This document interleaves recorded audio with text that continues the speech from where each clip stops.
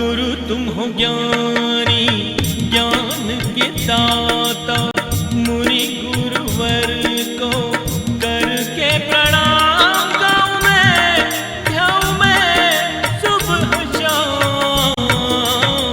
पुलक सागर एक नाम एक नाम। इस कार्यक्रम के प्रसारण पुण्यार्जक परिवार हैं श्री सुधाकर जी अग्रवाल, जितेंद्र कुमार सुधाकर जी अग्रवाल, ट्रस्टी जिन शरणम तीर्थ, संरक्षक पुलक मंच परिवार श्री रामपुर, सौभाग्यवती प्रिया जितेंद्र कुमार अग्रवाल, अध्यक्षा पुलक मंच परिवार श्री रामपुर, राष्ट्रीय शिक्षा मंत्री पुलक मंच परिवार, संयोजिका जिन शरणम छात्रावास, अध्यक्षा आचार्य शांति सागर पाठशाला श्री रामपुर, कुमारी समृद्धि चिरंजीव सार्थक अग्रवाल परिवार श्री रामपुर, जैन एग्रो इंडस्ट्रीज, निर्माता कॉटन सीड ऑयल और एग्रो उत्पाद, plot number A180 MIDC Shri Rampur, जिला अहमदनगर, महाराष्ट्र। करुणा की बातें करता है जैन दर्शन। भगवान महावीर करुणा अवतार के रूप में जाने जाते हैं। भगवान महावीर अहिंसा अवतार के रूप में जाने जाते हैं। अहिंसा की दूसरी पर्याय, सारी दुनिया की कितनी भी किताबें पढ़ लेना, कोई भी साहित्य ग्रंथ पढ़ लेना, यदि अहिंसा और करुणा की बात होगी तो महावीर के बिना वो बात अधूरी हुआ करती है, वह बात कभी पूरी। अहिंसा, करुणा, दया, प्रेम बांटने वाले हमारे तीर्थंकर, हम उनके वंशज, हम उनकी खानदान में पैदा हुए हैं, हम गौरव महसूस करते हैं। हम फलाने चंद की औलाद में गौरव महसूस नहीं करते, हम महावीर की औलाद में गौरव महसूस किया करते हैं। ध्यान रखिए, हमें अपने माँ बाप के नाम से गौरव नहीं मिलता है, हमें मिलता है तीर्थंकरों के नाम से गौरव। ध्यान रखना। आपसे मेरा निवेदन है, आपसे कोई पूछे कि किसके वंशज हो, इसलिए कभी देखा आपने जब कोई दीक्षा ले लेता है तो उसका नाम बदल दिया जाता है, उसका वंश बदल दिया जाता है, उसका देश बदल दिया जाता है, उसका परिवेश बदल दिया जाता है, उसका स्वभाव बदल दिया जाता है। और यदि पूछा जाए दीक्षा लेने के बाद, कोई हमसे पूछे, हमसे कोई नहीं पूछता कि तुम्हारे माँ बाप का नाम है, हमसे पूछा जाता है तुम्हारे गुरु का नाम क्या है। ध्यान रखना, हम माँ बाप के नाम से नहीं, गुरुदेव के नाम से जाना जाते हैं। हमारी पहचान गुरुदेव हो जाया करते हैं। हम तीर्थंकरों के वंशज हैं, हम अहिंसा अवतार भगवान महावीर के वंशज हैं। जन्म जन्म का पुण्य किया होगा जो तीर्थंकर के वंशज होने का सौभाग्य हमें प्राप्त हुआ है। इस कुल में पैदा होकर जीवन में पाप, महापाप, हत्या, आत्महत्या, हत्या भी पाप है, आत्महत्या महापाप है। मान्यवर, आज मैं व्यथित हूं, आज मैं दुखी हूं, आज मेरा मन रो रहा है कि एक अहिंसा प्रिय समाज, जिसने चींटी पर पैर रखने को पाप समझा, चींटी पर पैर रखना तो दूर, किसी का दिल दुखाना भी हम पाप समझा करते हैं। वो समाज जिसने अहिंसा का संदेश 7 समुंदर पार पहुंचाया, वही समाज जिसने जियो और जीने दो के संदेश दिए, उस समाज पर आरोप लगता है, उस समाज पर लोग कहते हैं, तथाकथित लोग, कि ये समाज हाथियों पर क्रूरता किया करता है। एक माधुरी नाम की हथनी जो हमारे नांदनी मठ में मौजूद है, जिसे 30 साल बच्चों की तरह पाल पोस कर बड़ा किया है, जिससे प्राण जुड़े हैं, मान्यवर पूरे देश में माहौल बना हुआ है, उस हथनी को उठा करके ले गए हैं। ध्यान रखिए, वन में जाकर के रखेंगे, जंगल में रखेंगे।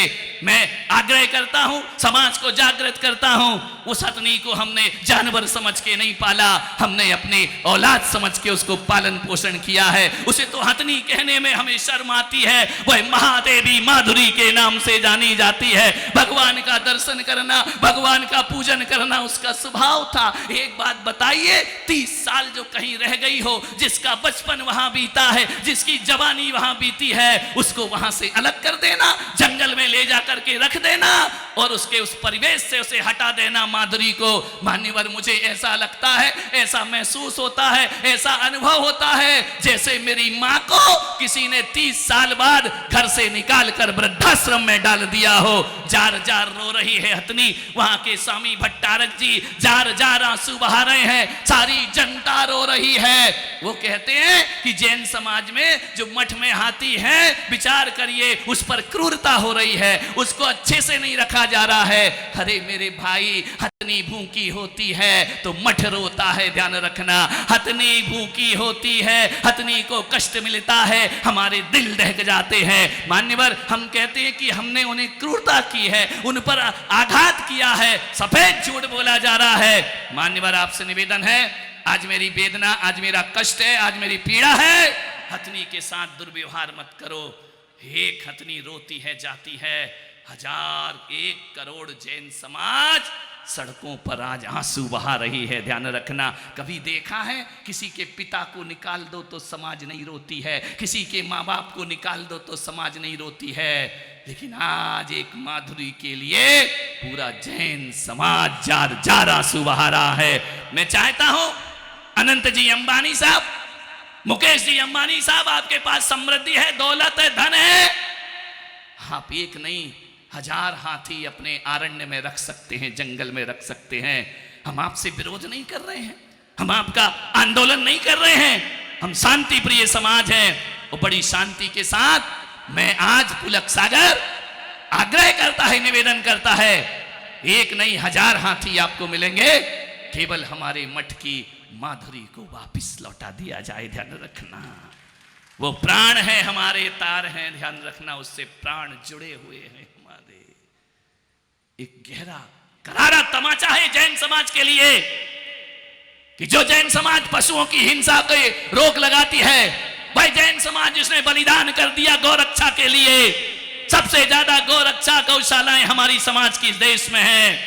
इस समाज को कहा जाता है कि हाथी पर क्रूरता की जाती है, इससे बड़ा तमाचा क्या होगा जैन समाज के गाल पर। महावीर की अहिंसा का अपमान किया है, महावीर की करुणा का अपमान किया है। मान्यवर, मैं इतना ही चाहता हूं, इतना ही मेरा आग्रह है, इतना ही निवेदन है, कुछ नहीं करेंगे। हम हिंदुस्तान के लोग हैं, मानी सुप्रीम कोर्ट ने आदेश दे दिया, हाई कोर्ट ने आदेश दे दिया, कुछ भी हो, मान्यवर आपको हथनी का दर्द दिखता है, 1 करोड़ जैन समाज का दर्द नहीं दिखा करता है। मान्यवर, आपको कहां थे ये लोग जब हैदराबाद में जंगल को धू धू कर जलाया गया, लाखों प्राणी मारे गए, जिंदा जले हैं पशु वहां, उस समय क्रूरता नहीं दिखती है। एक जमीन के टुकड़े के लिए आग लगा दी गई जंगलों में, हाथी जले, शेर जले, भालू जले, बंदर जले, उस समय देश की करुणा संवेदनशीलता कहां थी? उस समय हम ही गरजे, हमने ही अपनी बातें आगे ला करके रखी। मैं ये निवेदन करता हूं, चाहे बेटा हो चाहे कोई हो, हमारी माधुरी हमें वापस दी जाए, ध्यान रखना। नांदड़ी मठ में सा सम्मान वापस लौटाई जाए, ध्यान रखिए। हमने उसे छने पानी से पाला है, हमने उसे जैन दर्शन के अनुसार भोजन दिया है, हमने उसे भगवान को प्रणाम करना सिखाया है। हम तुम्हारी तरह जंगल से चुरा के नहीं लाए थे उसे, हम तुम्हारी तरह उठा के नहीं ले गए। वो वहां पैदा होती है, उसका जन्म होता है, किसी से उसकी जन्मभूमि छीन लेना, किसी से उसका परिवार छीन लेना, एक पशु नहीं, वो हमारा परिवार है, हमारा सर्कल है। मेरे भाई, मैं आपसे निवेदन करना चाहता हूं, पूरी जैन समाज शांति प्रिय ढंग से माधुरी को वापस लाने का प्रयास करें, ध्यान रखना। आज दिगंबर जैन समाज का हर संत व्यथित है, दुखी है, ऐसा लग रहा है जैसे हमसे हमारे प्राण लेकर के कोई चला गया हो, ध्यान रखिए। महाराष्ट्र शासन को जागृत होना चाहिए, कुछ नहीं चाहिए, हम आपसे दौलत नहीं मांग रहे, पैसा नहीं मांग रहे, जमीन नहीं मांग रहे, जायदाद नहीं मांग रहे हैं, हम आपसे कुछ भी नहीं मांग रहे हैं, हम केवल हमारी समाज की दिलों में धड़कने वाली माधुरी को वापस मांग रहे हैं, ध्यान रखना, उसे वापस लौटाओ। मान्यवर, जिए और जीने दो का संदेश हम देते हैं। जब कोई आदमी आत्महत्या कर लेता है ना, तो ये मत समझना कि एक आदमी फांसी के फंदे पर झूला है, नहीं मेरे भाई, पूरा परिवार। जब कोई आत्महत्या करता है तो एक आदमी की हत्या नहीं होती है, उसके साथ साथ मरता है उनके आश्रित परिवार। उसके साथ साथ फांसी के फंदे पर अकेला एक व्यक्ति नहीं झूलता है, उसके साथ झूलते हैं परिवार की एक एक खुशी। उसके आंगन में उतरने वाली सपनों की एक एक किरण खो जाती है जब कोई आत्महत्या करता है। मेरे भाई, ये जो कोई व्यक्ति फांसी के फंदे पर झूलता है ना, एक पत्नी का सुहाग फंदे पर झूलता है, एक बहन की राखी फंदे पर झूलती है, और एक माँ का कलेजा फांसी के फंदे पर झूल जाया करता है। ध्यान रखना है। निराश्रित हो जाते हैं बच्चे, बच्चों का भविष्य झूल जाता है फांसी के फंदे पर। मान्यवर, कभी जिंदगी में इतना बुरा कर्म मत करना कि अपनी आत्महत्या तुम स्वयं कर लो। ध्यान रखना, उन्हीं वीरों के इतिहास बनते हैं जो अंतिम क्षण तक आशा और कर्म पे विश्वास रखा करते हैं। ध्यान रखिए, एक निवेदन है, एक आग्रह है, सोचना है आपको।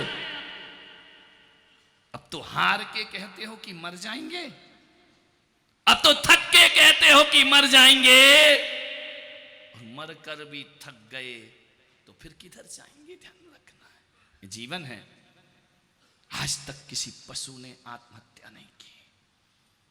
अपार वेदनाएं सही, अपार कष्ट सहा, उनका कत्लेआम भी हुआ, उनके साथ क्रूरता हुई, तो भी एक जानवर ने आत्महत्या का विचार नहीं किया कि मैं मर जाऊं। ध्यान रखना है। कभी सुना तुमने कि किसी हाथी ने आत्महत्या कर ली हो, किसी शेर ने आत्महत्या कर ली हो, किसी कुत्ते ने आत्महत्या कर ली हो? नहीं मेरे भाई। आदमी का दिमाग को क्या हो गया? ये जीवन का विरोधी क्यों हो गया? अपने जीवन का विरोधी है, अपनी ही जिंदगी से खिलाफत करता है। मान्यवर, आपसे निवेदन, और महिलाओं तुमसे खासकर निवेदन है, तुम तो बात बात पे, हर बात पे पति नहीं सुने मर जाओगे। कितनी बार किस्मत फूटती इनकी, दिन में 4 बार, हे भगवान किस्मत फूट गई। अरे कितनी बार फूटती है तुम्हारी किस्मत? जो काम नहीं हुआ किस्मत फूट गई, सास गड़बड़ किस्मत फूट गई, ससुर गड़बड़ किस्मत फूट गई, बार बार आत्महत्या, मैं मर जाऊंगी। अब ज्यादा धमकियां मत दो मरने की। ध्यान रखना, तुम कितनी बार बोलो मर जाऊंगी, ये सुधरने वाले नहीं है। ध्यान रखना, ये नहीं, उन्हें मालूम है 20 साल की शादी में 40 बार तो मरने का बोल चुकी है, ना आज मरती है ना कल मरती है। ध्यान रखना है, उन्हें पूरा विश्वास है कुछ नहीं मरेगी, थोड़ी देर बाद शांत हो जाएगी। ध्यान रखना, विचार करिए, महिलाओं की 2 ही धमकियां हैं, या तो मैं मायके चली जाऊंगी या फिर मैं मर जाऊंगी। ना बाबा, मरने की धमकियां मत दो। धमकी तो दो, ये सुधरेंगे नहीं। ध्यान रखना, मरने की धमकी से तो बिल्कुल नहीं सुधरेंगे। और ये तो सोचता है कल के मरने वाली, आज जल्दी मर तो दूसरे की व्यवस्था करूं, लेट मरी तो और आफत हो जाएगा। ध्यान रखना, मैं कहीं का नहीं रहूंगा। आपका काम यदि ये ना सुने तो मैं तुमको सिखाता हूं कैसे काम बनवाना है। ध्यान रखना है, मैं सिखाता हूं, लड़ाई बताऊंगा कैसे लड़ना है। ये मत कहना कि मैं मर जाऊंगी, बल्कि ये कहना कि सुनो जी, यदि मेरा काम नहीं किया और मेरे मन की नहीं की तो मैं आरी का बन जाऊंगी, मैं साध्वी बन जाऊंगी, मैं घर छोड़कर सन्यास। देखो, मरने पे तो विश्वास है नहीं कि नहीं मरेगी, लेकिन साध्वी बनने पे शायद महाराज के लपेटे में आ गई हो और दिवाली बाद घर छोड़कर। जल्दी सुनेंगे, जल्दी सुनेंगे। एक बात ध्यान रखना, आत्महत्या की बातें करना भाव हिंसा, महावीर ने इसे क्या बोला है? ये भाव हिंसा हुआ करती है। न मारने की बातें जुबान पर लाना, न मरने की बातें जुबान पर लाना। धमकियां भी देना तो बड़ी सात्विक धमकियां देना, ध्यान रखना। एक बात याद रखो, यदि तुम कह रही हो मैं मर जाऊंगी और जैन दर्शन कहता है उस समय यदि आयु कर्म का बंध हो गया, तुम मरो या ना मरो नरक गति की पात्र बनोगी, ध्यान रखना है, दुर्गति की पात्र बनोगी। और जिस समय तुम कहती हो मैं साध्वी बन जाऊंगी, मैं आरिका बन जाऊंगी, और उस समय आयु कर्म का बंध हुआ, तुम बनो या ना बनो देव गति की पात्र हो जाया करती हो, ध्यान रखना। अच्छे संकल्प करो, बुरे संकल्प मत करो जीवन में, अच्छे संकल्प करिए। त्यागी हो जाऊंगी, बैरागिन हो जाऊंगी, ध्यान रखना। विनोद जी संभल के रहो, थोड़ा सा मामला गड़बड़ चल रहा है, गड़बड़ चल रहा है। सुबह स्वाध्याय, दोपहर स्वाध्याय, शाम स्वाध्याय, ध्यान रखना। शाम को भी क्लास में 5 बजे पोथी पुराण लेके चली महाराज के। अब सीमा डरने की जरूरत नहीं है, नहीं सुना तो अभी 2 हैं 3 हो जाएंगे, ध्यान रखना। मान्यवर याद रखिए, विचार करना है आपको, सोचना है आपको। बुरे संकल्प मत करो जीवन में, अशुभ बातें लाना ही नहीं। आदमी सम्मेद शिखर की यात्रा करता है। पहले के जमाने में लोग सम्मेद शिखर जाते थे, पूरा गांव इकट्ठा होता था, बैलगाड़ी से जाते थे, पूरा गांव उसका टीका करता था, उसे माला पहनाई जाती थी, श्रीफल दिया जाता था, और जाने से पहले वो आदमी घर में कह के जाता था कि ये मकान तेरा, ये दुकान तेरा, अब मैं सम्मेद शिखर जा रहा हूं, मैं गंगा नहाने के लिए जा रहा हूं, ध्यान रखना। क्योंकि बैलगाड़ियों में महीनों का सफर होता था, आदमी ये सोच के जाता था कि घर वापस आऊं या ना आऊं इसकी कोई गारंटी नहीं है। सबसे क्षमा मांगकर, सबसे अनुमोदना करा के वो आदमी सम्मेद शिखर की यात्रा करता था। और आज का जमाना ये हो गया है, आज आदमी जाता बाद में है, रिटर्न का टिकट पहले बना लेता है। लौटने का टिकट बनाओ, रिटर्न टिकट तैयार है मेरे भाई, अभी गए नहीं हो। टिकट काय का तैयार कर लिया, लौटने का। सम्मेद शिखर से लौटने का मतलब है अशुभ संकल्प, अशुभ संकल्प। घर गृहस्थी में बाहर आना, पहले के लोग जाते थे तो लौटने का संकल्प नहीं करते थे, बच गए तो आ जाएंगे, नहीं बचे तो निपट गए, ध्यान रखना। आचार्य विमल सागर जी महाराज सोनागिर से सम्मेद शिखर के लिए वो प्रस्थान किया, वात्सल्य के धनी। इस कार्यक्रम के प्रसारण पुण्यार्जक परिवार हैं श्री सुधाकर जी अग्रवाल, जितेंद्र कुमार सुधाकर जी अग्रवाल, ट्रस्टी जिन शरणम तीर्थ, संरक्षक पुलक मंच परिवार श्री रामपुर, सौभाग्यवती प्रिया जितेंद्र कुमार अग्रवाल, अध्यक्षा पुलक मंच परिवार श्री रामपुर, राष्ट्रीय शिक्षा मंत्री पुलक मंच परिवार, संयोजिका जिन शरणम छात्रावास, अध्यक्षा आचार्य शांति सागर पाठशाला श्री रामपुर, कुमारी समृद्धि चिरंजीव सार्थक अग्रवाल परिवार श्री रामपुर, जैन एग्रो इंडस्ट्रीज, निर्माता कॉटन सीड ऑयल और एग्रो उत्पाद, plot number A180, MIDC Shri Rampur, जिला अहमदनगर, महाराष्ट्र। गुरु तुम हो ज्ञानी, ज्ञान के दाता, मुनि गुरुवर को